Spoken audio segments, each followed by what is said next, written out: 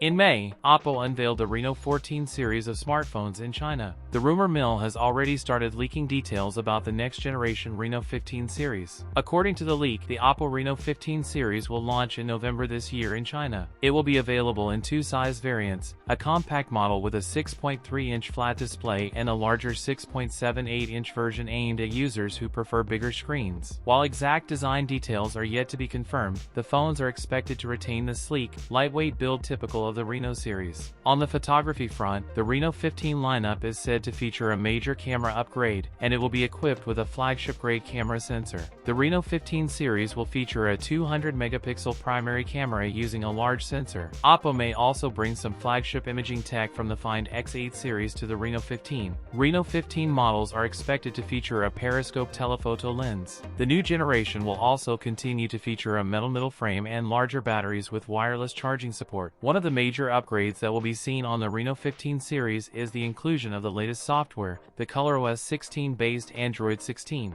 That's it for today's video. If you enjoyed it, don't forget to like, comment, and subscribe for more content. Thanks for watching, and I'll see you in the next one.